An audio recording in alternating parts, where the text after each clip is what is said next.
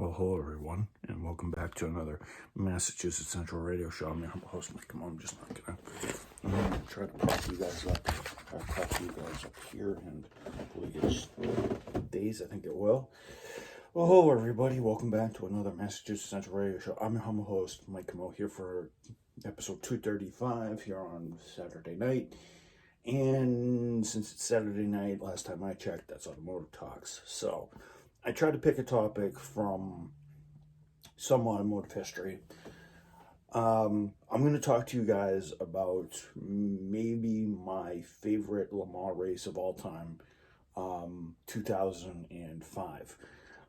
2005 was an interesting year for me. For my friends that watch this, they'll know that I had a pretty interesting year. It's also the first year I experienced my first romantic encounter at school, dealing with the feelings and stuff like that, and having some trouble with that. And it was a pretty interesting foray into my emotional side and dating. But the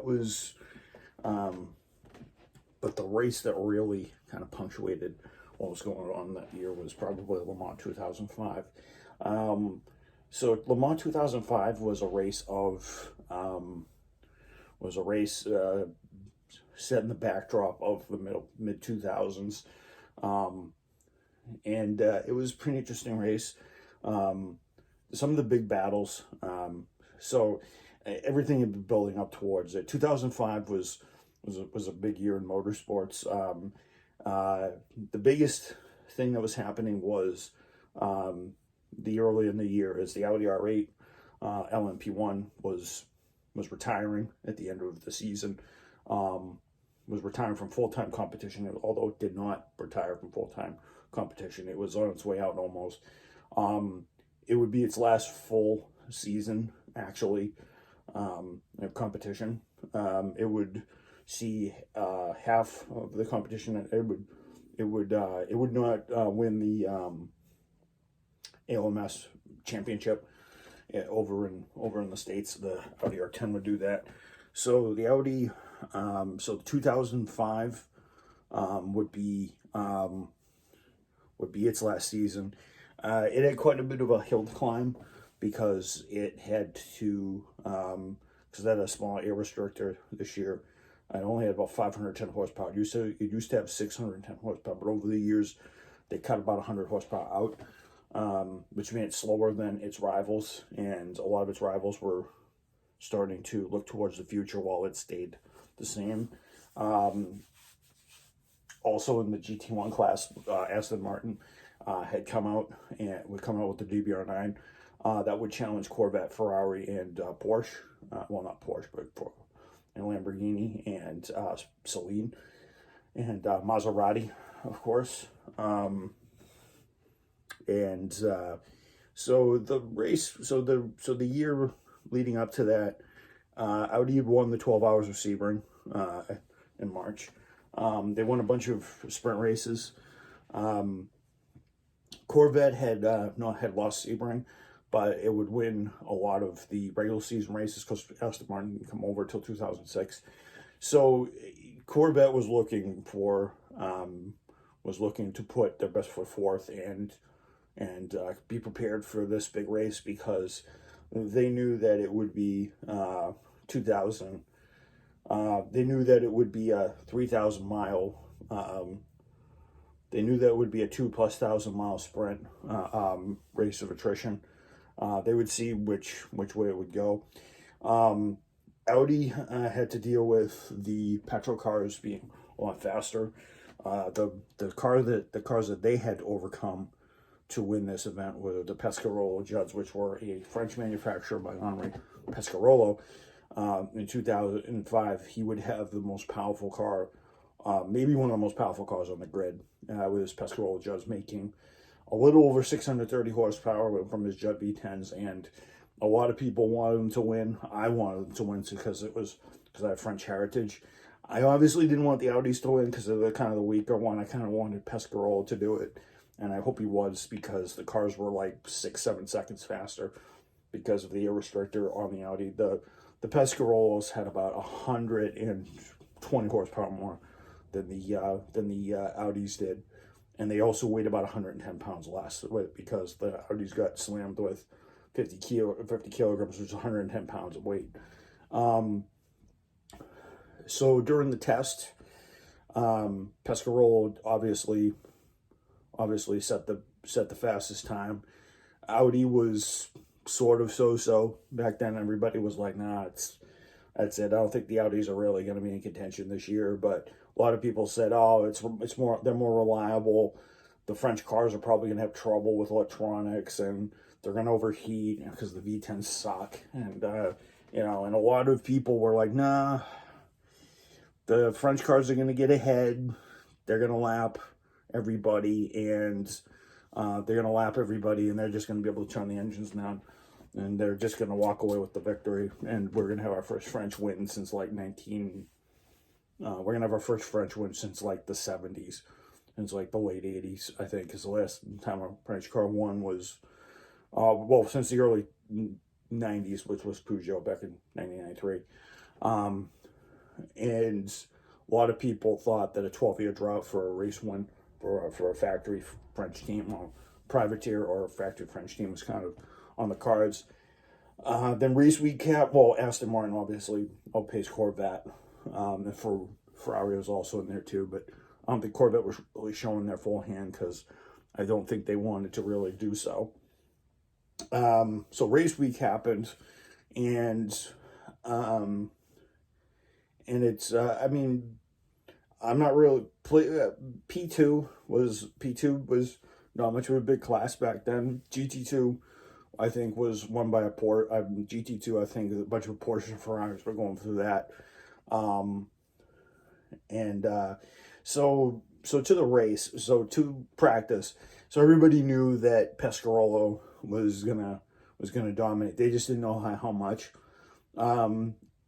Pescarolo qualified 1-2. Practiced and qualified 1-2 most of the time. It rained on Wednesday.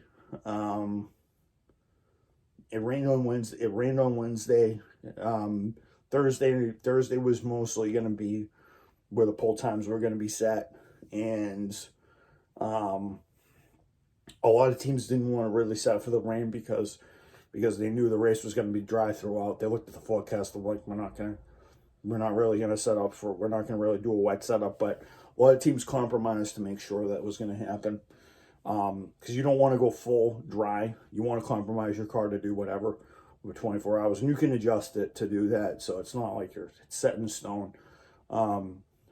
You can set it up differently during the race day, qualifying and all that other stuff. So I'm pretty sure when qualifying ran around, I'm pretty sure Pescarolo basically went 1-2. I think one of the Audis qualified 4th. I think one of the Domes and one of the Dome Mugens, Honda Mugens qualified 3rd. I think Rio Michigami and Jan Lammers, I think, was in one of them.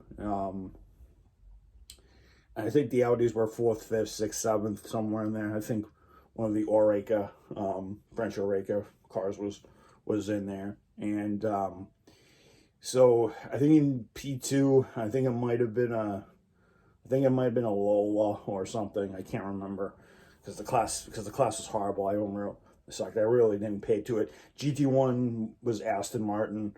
I think Aston Martin's qualified 1-3. I think Corvette's 2 and 3 and 5 or something like that. But Corvette knows that in order to win, qualifying isn't everything. Just because you're the fastest doesn't mean you're always going to win. You have to be reliable.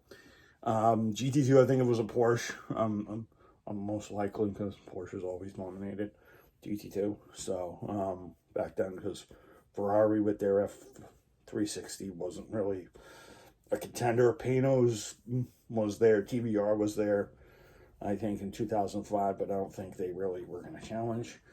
Spiker was also there, but I don't think they were going to challenge. So the race starts, and I remember watching the start. So Pescarolo led for a couple of hours. The Audi stayed there, even though they had small fuel tanks and less horsepower. couple hours blow by, and then one of the Pescarolos starts having trouble. I think one of them crashed, and then I think one of them had an electrical issue, and they always seemed to be able to fight back because they were faster. They were 5-6 seconds faster, and then at some point they started having problems, and I think it was like 5-6 hours in. I think the Audis went to the front. I think both of the Audis went to the front because I think they were having overheating issues, or they had some electrical problems, some gearbox issue, because the French cars always did that. So everybody was bummed out, but they stopped having problems. They started charging up through the field, and Corvette and Aston Martin duked it out the first couple of hours. Everybody knew that would be pit stops mostly that would do that, and I believe P2, but Gaggle cars would lead that class. GT2 I think was mostly a Porsche fest which was boring. Over the night, Audi basically extended its lead. Pescarolo was coming full force. They stopped having problems. One of the cars stopped having problems, and one of them just started charging up through the field, and they were doing very well. And 5-6 seconds a lap, they were able to outlap themselves bunch of times in order to get close, and then Corvette did the same. They stayed close with Aston Martin. I think both of the Astons led at one point. I think it was the 00. I think it was the 57 and the 58 and the 59. I believe David Brabham was in one of them. He was leading. Darren Turner was in another. I think they were all leading. And the Corvette stayed close. I think the O'Connell, Ron Fellows, and Max Pappas car was in the lead, and then Ian Magnussen, and then Olivier Beretta and Oliver Gavin and Ian Magnussen. They had tire punctures early on in the race. They climbed back up to take the class lead a couple of times, and Aston Martin would take it back, and they would swap. And at one point, it seemed like Aston Martin was really going to hold on to it, and that would be the way it would be for the whole race. It was a very contested race. Audi would charge around. They'd have trouble getting by the GT1 cars because they weren't as strong.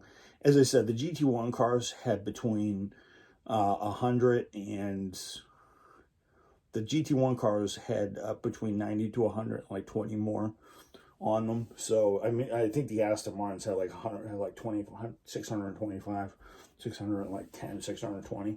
The Corvettes, I think, had about 590. But they had a lot of torque, so they were able to save fuel to do all this stuff. And they kept close through corner and braking, and they did that through the night. Then eventually morning came around, and morning came around, and then everybody started saying for our Pescarolo to pull it off. I think it was by mid-morning they started doing all the sums, and they started to really say, oh, hey, maybe they are going to win, and maybe we are going to get a new race winner. So, at the time, the Audis were doing 100, and it's rumored they were doing over 186 to 190 on the Mulsanne straight. The Pescarolos were timed at 210, 215, I think, in practice. And I think what happened was there were two Pescarolo, the two Audis that were trying to wrest this away from them were the Audis of Tom Christensen, who was trying to seek his was trying to seek his 7th win. J.J. Leto, who won in 1995, and then there was also Michael Ferner, who was trying to get his first win. The other Audi was Alan McNish, who won in 1998, and kind of had a curse not finishing. And there was also Brent Biela, who was touring car. He would win 2006, 2007. I may talk about Lemans 2008 actually. Then Emanuele Pirro, and in the Pescarolo pit, the number 16, the one that was chasing them the whole night and was gaining on them, was Emmanuel Collard, Jean-Christophe Bouillon, and Eric Comas. And and I think the other one was Eric Ellery, Sebastian Loeb, and Sohail Ayare, which is kind of in the Corvette camp. As I said, it was Jan Magnussen, Olivier Beretta, and Oliver Gavin, and then it was Johnny O'Connell, Ron Fellows, and Max Pappas. In Aston Martin camp, it was Peter Cox, Pedro Lamy, and Thomas Enga. And they gave him quite a fight. David Brabham and Stefan Sarazin and Darren Turner were also in the other one. So they were all fighting for pretty tooth and nail. It eventually started to come the way that maybe would be the Gavin, Beretta, and Magnussen car, because, as I said, O'Connell and the other cars had trouble during the night, and eventually I think what happened was it would either be a 1 or 2 lap difference between one car and the other. So the race kept progressing. Tom Christensen was leading the number 1. The Bouillon, Comas, and Collard Pescarolo started to really come up on them. They went 6 laps, 4 laps, and then eventually 2 laps, and then I think like 20 hours in, and 4 hours remaining. It was the Pescarolo team was looking at their data and saw that if the car could keep cool, they could absolutely stay. But since they needed to keep the pressure on the Audis, they needed to be quick in the pits. They couldn't lose time. And that made a few decisions like that kind of spelled disaster for them, because I think it was like 2 hours from the finish, Pescarolo started to look at the data, and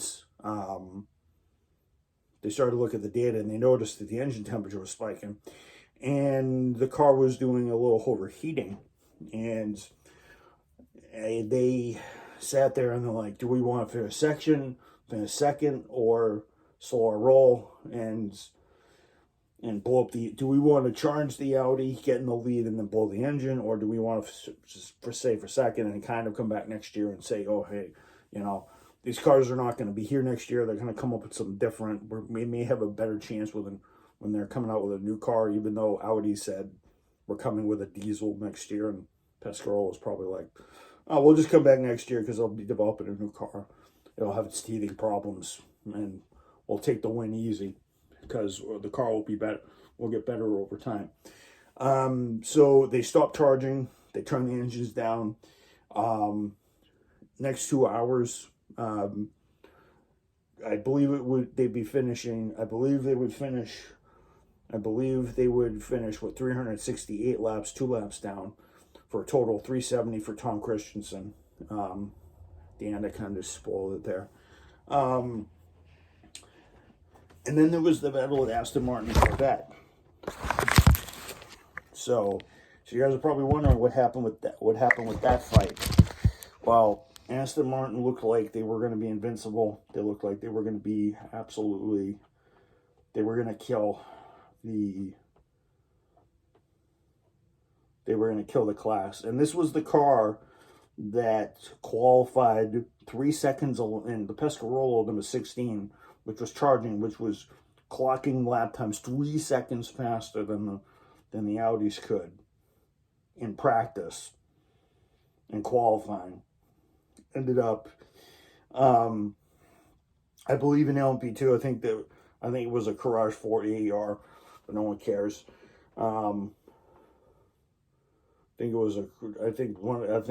Somebody wanted that team to win, but don't think it did. Actually, fun fact: by this point in the race, the GT1 cars were in the top 10. They were that quick. As I said, the P2 cars did not matter. One of the P2 cars finished 20th, because I think at this stage, like 22 hours to go, I think there was an MG Lola. There was an MG Lola EX 264. It was a Judd 3.4, although it would be turbo later. That would finish with 305 laps. That would win P2, but it would be 20th overall because the cars were terrible back then.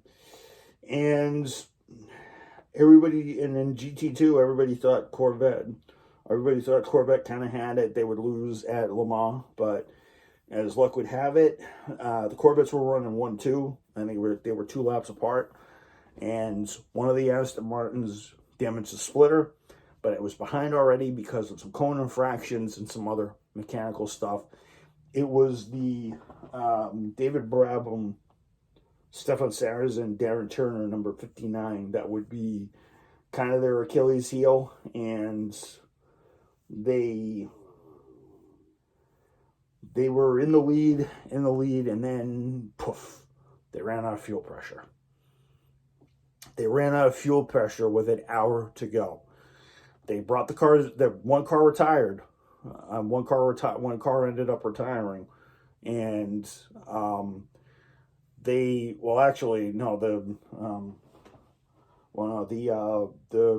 Sarrazin car, the Sarrazin Brabham Darren Turner car would have the splitter problem.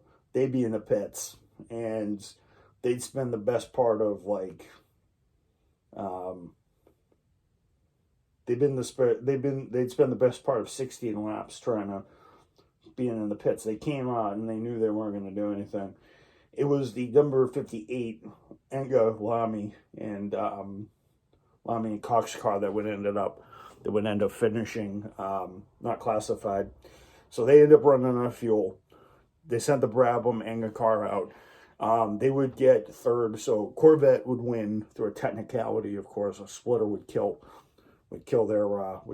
Aston Martin's race. And then Tom Christensen, obviously, he would cruise on to finish 2 laps ahead of the Pescarolo number 16 to win his 7th Le Mans overall. It was a pretty emotional victory for the Corvette. I actually liked it that the Corvette actually won at the last second, and it's kind of an American thing, kind of, but it was a fun race, and hats off to Christensen, Werner, and JJ. JJ had almost won. JJ and Tom had almost won in 1999, but a stuck throttle kind of killed their run. And I think the year before there was an overheating issue because Tom Christensen used to drive for BMW before he joined with Audi.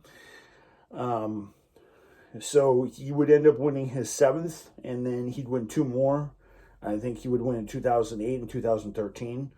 But I will tell you guys the 2008 race. 2008 race was a pretty interesting one, to say the least. But yeah, that's the story of the 2005 Le Mans. And I think I remember the last week of school, the publication came out, and I was showing everybody how Corvette won over Aston Martin. It was so freaking cool. My friend Tom, who I know he's probably watching, But I showed it to him, and I said, "Hey, the Corvettes won over the British boys after 23 hours. They put up a good fight, but it was good because the rivalry next year would be pretty cool in the Lemans in 2006. So I knew they'd be a tough fight if they ever went to a full season over in America. And I thought it was a great race. It was definitely good to watch from from start to finish. And it was an amazing event. I thought it was pretty cool. I knew of it when I watched the end of it, the last 2 seconds of it in 2004. I think it was my graduation week. They actually ran the race. So yeah, I had fun watching it. I was hooked, and I started watching the American Le Mans series more after that, and it would eventually get me into make me into the Corvette fan I am today, because I actually have a Corvette Stingray poster right here, and I have a couple Corvette race cars in my repertoire. I actually have one of the 2000. I actually have the Laguna Seca winning race car from 2006, I believe, with Bretta and Gavin. So, I'll wear my manners. Bretta, Gavin, and Magnuson won GT1. 5th overall, first in class, because, as I said, the P2s stunk. So yeah, that's the full story of Le Mans 2005 back in the day. And it was back when there were no hybrids. The only hybrid, the only reason why you'll see on the website it says hybrid is because it's a hybrid between the old P1 cars and the old LMP 900s. There's no electric motors in these cars, because I don't think that existed. I don't think they even thought of it. I don't think the Prius was probably the only hybrid that ever existed back then. So it was a hybrid design race car, not a hybrid. They'll say C60 Jet Evo hybrid, but it won't hybrid. But it's not really a hybrid, really.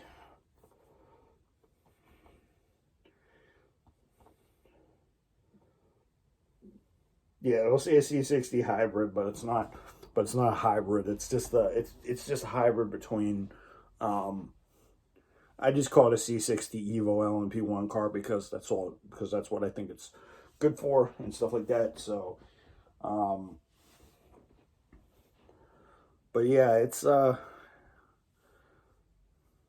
it's pretty cool, and it was a great race for a great time. It definitely kept me going to the end. I mean, that was a long season. It helped me actually. It was actually very fun, because it actually helped me, because that watching Corvette fight throughout the whole year and actually top it off with the win, Aston Martin, it made me fight so much harder.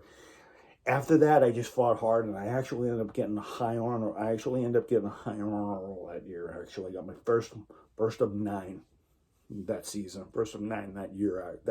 That semester, that last semester, was great. So I won my fight in dramatic fashion too. So you see how it brought me along, it pushed me along. So yeah, folks, that's the full story of the Le Mans 2005. I kind of want to thank Aiden Millard for kind of inspiring me to do these stories. He does story time on his channel, so I wanted to give you guys the full one. So and stuff like that. So it was fast, it was fun, and stuff like that. So I packed a 24-hour race into 30 minutes. So into a tail of a 24-hour race into 30 minutes. I could go on for hours, but I won't. So I hope you guys enjoyed the story. If you want more of these, I can definitely do them. As usual, everybody, long live America, God bless America, long live our freedoms and our rights. Pray for everybody's souls that we lost, and that we pray for everybody that is either sick or sick with COVID or stuff like that. Make sure, God bless over them and have them recover fast and quick to be back with their loved ones. And also pray for my friends, let them all stay strong. I'm your humble host, Mike Camo, for another automotive story automotive story half hour. This has been a half an hour story. This has been a story half hour. Story time story. I'll come up with a better name. This is an automotive. This is a automotive story. Story time. Good night, and I will see you guys later. Peace out, and don't go away. I'll be back for 2:36 tomorrow, folks.